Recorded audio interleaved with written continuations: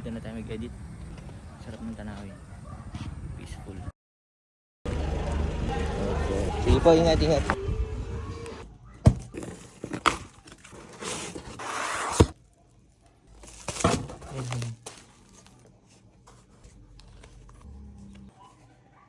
Appreciate its color and its beauty. Look at this.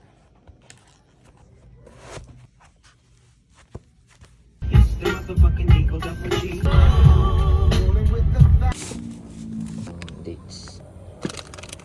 Subukan natin kagad.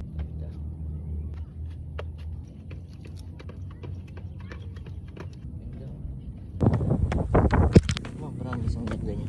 Takbo tayo mga 5 kilometers. Depende. Balikin natin. Let's see. Hindi gets ko na sila. Kaya pala, may difference. Laking difference. So far, okay. Wala pang discomfort. Tignan natin after 5 kilometers. Balik tayo. Bato na naman tayo sa Easy Run eh. Easy Run na naka 450 na 4 kilometers na.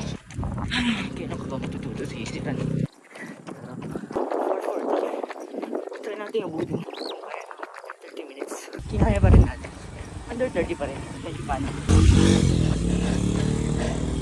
29:30. Naghintay tayo ng sobrang tagal para makakuha ulit ng panibagong shoes. It's not really given to us. Inisip natin kung deserve ba natin to. Are we really serious about the journey that we are embarking? Ganda niya. I like it. I love it. Kukulin ni Amber.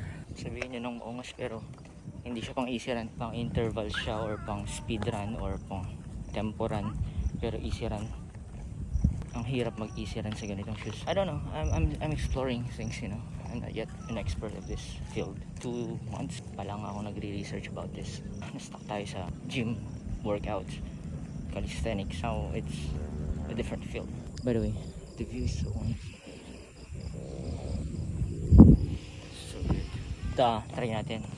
Top speed, full speed natin. Hirap pa lang tumakbo. Ganito magpapatap na yung basic. Yung balance wala.